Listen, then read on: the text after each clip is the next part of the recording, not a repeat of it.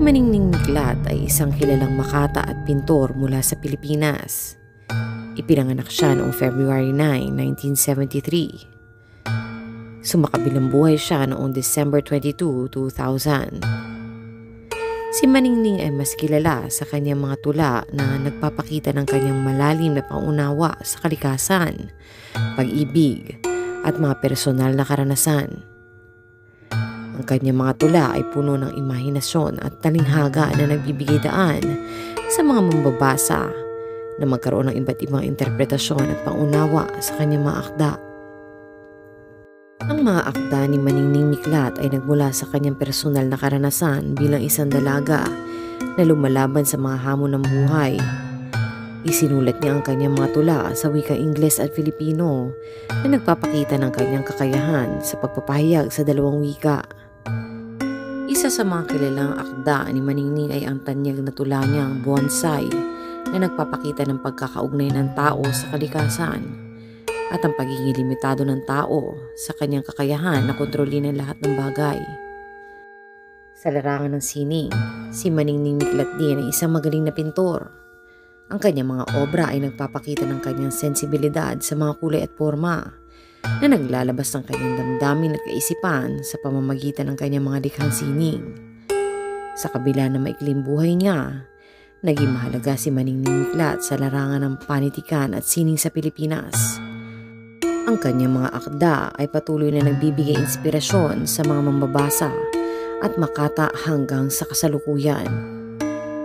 Si Maningning Miklat ay nakapagtapos sa UP Diliman at kumuha ng Masters sa UP at Ateneo. Nakapagturo rin ng arts sa IARFA o Institute of Architecture and Fine Arts ng FU. Taong 2000, pumaindayo ang pangalan niya sa FEU dahil sa pagiging mabait, tahimik at paladasal na guro. September 29, year 2000, sa edad na 28, iginagulat ng lahat ng tumalon ng propesora mula sa ikapitong palapag ng nursing building o dating IARFA building ng FEU. Ayon daw sa kanyang kaibigan taga UP Fine Arts, 2 linggo bago mangyari ang trahedya, nagbanta na si Maningning na siya daw ay magpapakamatay at hanggang ngayon nananatili pa rin ang tanong kung ano ang dahilan kung bakit niya ito nagawa.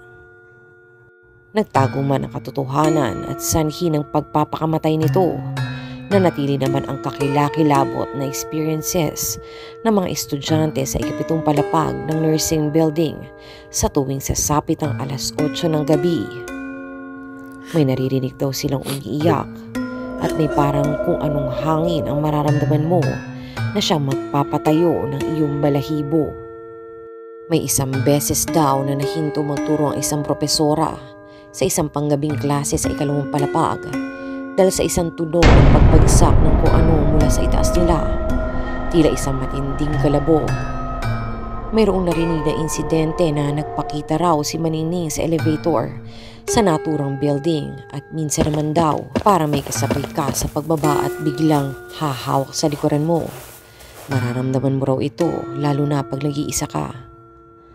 Mayroon din naganap na may pumasok daw sa isang silid sa 7th floor sa mga first year nursing student at ang pakilalang si Maningning Miklat at nang sandali magpaalam ito na pupunta sa palikuran ay naglaho ito at hindi na muling bumalik.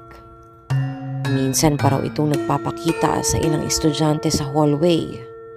Nakatingin na tila'y malungkot at nakasuot ng puti.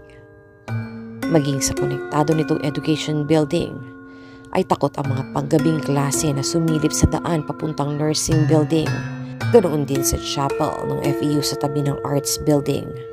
Nakikita raw tuwing gabi ang isang babaeng nakaputi at nakaluhod sa loob ng simbahan at sinasabi ng ilan na iyon si Maningning Miklat. Isa lamang ang kwento ni Maningning sa mga nakakakilabot at kakaibang pangyayari sa pagsapit ng gabi sa FEU. At sa tuwing makakarinig ang mga tama raw ng mga ganitong kwento ay nag-aalay na lamang sila ng dasal at panalangin. Payo ng ilan, tuwing dadaan ka sa nursing building o di kaya'y sa simbahan, tibayan mo ang loob mo. Maaari may gustong ipahiwatig lamang sa iyo si Maningning. Hindi niya hangad ang takutin ng kahit sino. Marahil, ang mga nabanggit kong kwento ay nagsalin-salin na lamang at ang iba marahil ay bunga lamang ng sarili-sariling imahinasyon. May mga kumakalat na ang dahilan daw ng pagpapakamatay ni Maningning ay dahil nagkaroon siya ng student-teacher affair. Sinasabi na nagkaroon siya ng affair sa isa sa mga estudyante niya. Ito daw ang sanhi kung bakit siya tumalon sa building na iyon. Siya ay matalino at relihiyoso. Hindi natin lubos maiisip kung bakit niya may isipang magpakamatay. May nagsabi rin na involved si Maningning Miklat sa isang skandal. Wala talaga nakakaalam kung ano ang tunay na nangyari sa kanya. Hindi na rin siguro mahalaga na malaman pa ang dahilan kung bakit siya tumalon sa building na iyon. Mas mainam na alalahanin na lamang si Maningning Miklat bilang isang guro na may dedikasyon lalo na't naging bahagi siya ng IARPA. Isang guro na naging tagapagtaguyod ng ilang mga mag-aaral na ngayon ay matagumpay sa sining. Let's remember also the person, her art, and her beautiful contribution to the art world instead of making her as a creepy ghost.